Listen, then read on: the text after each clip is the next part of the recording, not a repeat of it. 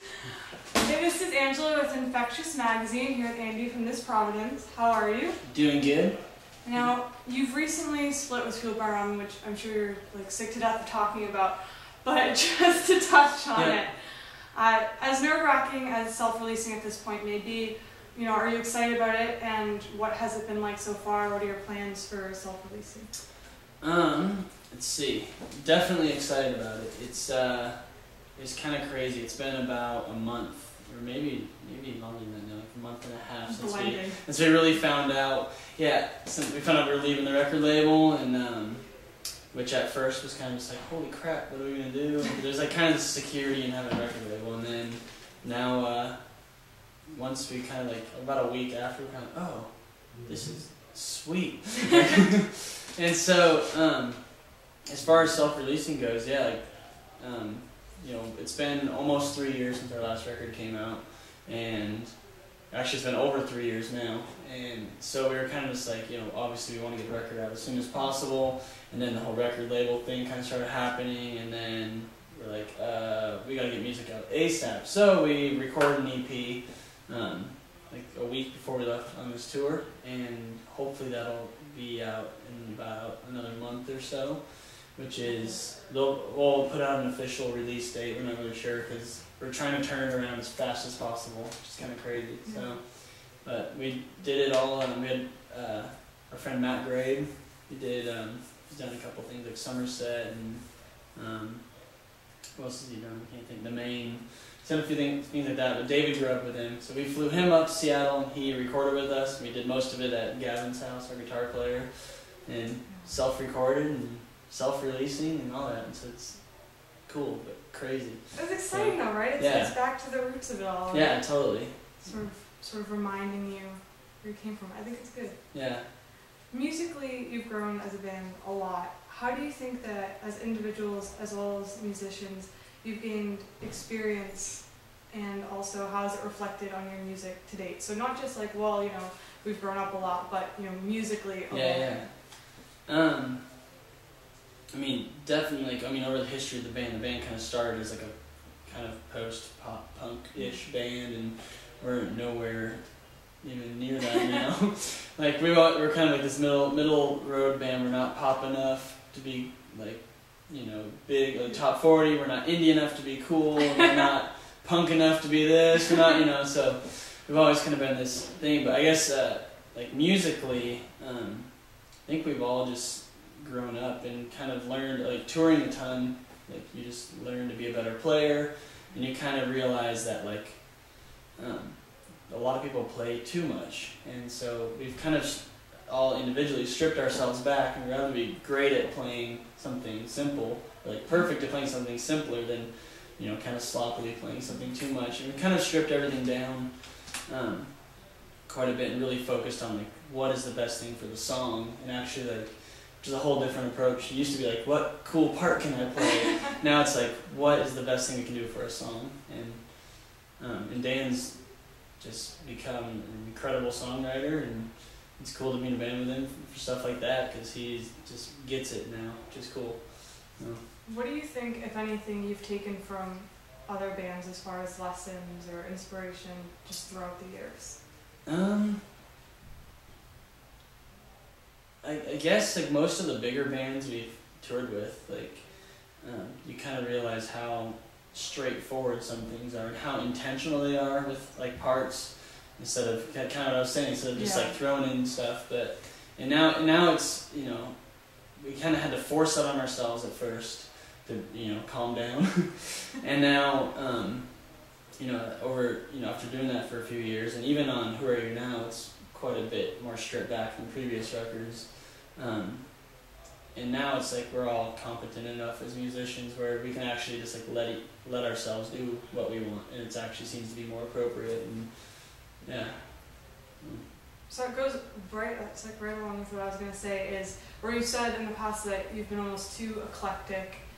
You've balanced out now, or do you think I'm sure you always have growing to do, but... Yeah, I think, definitely. I mean, I think we finally understand who we want to be as a band, who we are as people, and it actually works now. And there's like harmony within the band about what sounds we're using, you know, all that kind of stuff. Which before it was a little bit more all over the place, and hence the name of our last record was "Who Are You Now." The whole record is basically an identity crisis, and so young for an identity crisis, though. So yeah. What might fans be surprised to find out about the band as well as you? We're still alive. That's a good start. Why do you expect to be dead? No, it just, you know, after not touring for 2 years, you know, it's a pretty ADHD world out there now where it's like if you're not constantly there, then people kind of forget about you.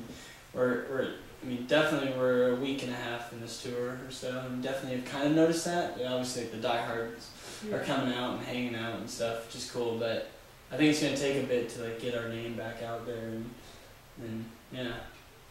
It's a shame, though, because I would rather that. I would rather have a band take their time, perfect their sound and what they're doing, rather than just keep producing all the same thing. Yeah, but for sure. You're right. And that's one thing, like, we're always, you know, like, in the past, we've always been slow riders, and hopefully we've curbed that now after taking this long. You have to, right? Yeah, and so that's something that is just, you know, songwriting. It's not just, you know, it really is a craft that you have to hone, and same as anything, same as if you're an artist, any type of art, you have to work on it, and you become better and better, and that's, I mean, a lot of this last 2 years of not touring was just working on that. Yeah. How was it forming in Seattle's music scene? I have this newfound love for Seattle. I don't know why. I've never been, so I'm really curious to hear about that. Seattle is awesome, and there's, I don't know, the music scene, I'm not really sure where it stands anymore, because it's kind of, it keeps, you know, because when This Providence was started, like, you know, Gatsby's American Dream was one of, like, the big Seattle, like, local players that just connected with kids. It made sense, and, like, you know, obviously before that was all the grunge stuff, and there's, I mean, I feel like there's even bits of that might even come through some of our stuff sometimes, just growing up in Nirvana town. But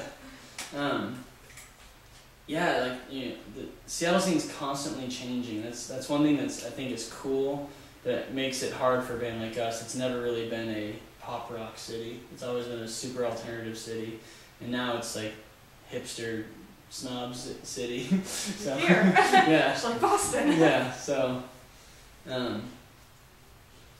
yeah, I mean, it's cool because we had tons of friends we grew up, you know, playing with, and, like, you know, out of Gatsby's became bands like This Providence and Forgive Durden, and they got signed together to Fueled By, and I grew up going to, like, acceptance shows, and I'm trying to remember what else is Seattle. And XPX, obviously. I was gonna say too, what other bands, whether they're from Seattle or not, that are still unknown, would you like readers to check out? Ooh. This is your big moment to get Trying to think of who's still together. It seems like everyone's breaking up. I'll have to think about that. Us. Oh, I'm coming back to that at the end. We're looping back. Yeah. What is your guilty pleasure? Guilty pleasure. I don't know. Everyone has one. I gotta think of what's a good guilty pleasure. I used to say listening to Good Charlotte, but I don't really do that anymore. Not a pleasure. Not really anymore. I guess my guilty pleasure, I guess it would go back. I still listen to ska. It's good! I know, There's I love it. nothing wrong Everyone else in with my it. band just hates it, Oh. so. But Well, then that means you should just play it all the time I when should. you're driving I 24/7. should. Our old tour manager just did a tour with Streetlight Manifesto and Real Big Fish. Went to that show. It was awesome. I'm like, yes, it's so good. So good. They're always, it's slowly, it goes away for a while, but then Yeah. it slowly starts to build back up. Yeah, I was shocked. It was like sold out show, like 1,500 kids in Seattle. I'm like, there's a ska scene in Seattle? What? That's it. No. That's it. Yeah. Sold me on Seattle there even you go. more. Yeah. Yeah. So that's it. We've looped back to the end, so now I need to know Okay. the guilty pleasure. Oh, guilty pleasure? The ska music. Well, Yeah. the bands. The bands. Let's see. Like an up and coming band. Oh man, I'm like so out of the loop now. See, I would have said the Bigger Lights, but they're gone now, you know. Maybe they'll have them. They should. They should. I really don't know. I can't really think of anything. What are some up and coming bands right I now? hope you're gonna be friends in up and coming bands, and then they come back to you like, why? Yeah, I know, probably gonna happen. What, you forgot about me? I'm trying to think of new bands that, you know, most people haven't heard of. Like there's bands that we've toured with in the past, like Ann Arbor, like those guys, but they're pretty established, yeah. you know. And you know, since we haven't toured in so long, like I'm not as familiar with you know, kind of what's up and coming. It's like David would probably know, but well, when you are touring more, and you do have those bands in mind, how would you like to give back to that community, specifically music community? Usually when there's like a band that, you know, if like a band that, you know, like I find on tour and like love the dudes, love the music and stuff, it's like I'm usually posting about it all the time, and you know, and like the Bigger Lights, for example, those guys, we just clicked with them, like loved their songs, loved them live and stuff, and so we toured with them, we took them out on our headliner, stuff like that, and I mean that's something we always want to support, like good music, because there's plenty of crap out there, but to any chance we can, we always try to support good music and get good bands on our shows. All right, I got a good up and coming band. So Gavin's roommate is in this awesome band. They're pretty indie, but they're sweet. They're called Ravenna Woods. They're in Seattle. I'm trying to think of how to describe them. It's like kind of funky, kind of hippie, but like it's just like good songs, and like they don't even have like a full drum kit. The drummer just plays like a floor tom and taps on the sides and hits tambourines, and like it's just really cool. Like a lot of percussion, like a lot of acoustic stuff. But Ravenna Woods, definitely want to go check them out. There you go. They're saying eventually. I knew. You sound like that. And then is there just anything else you'd like to add? Keep an eye out for our EP coming up. We'll have an announcement soon of a name and a date and artwork and maybe even a song. Maybe. Yeah.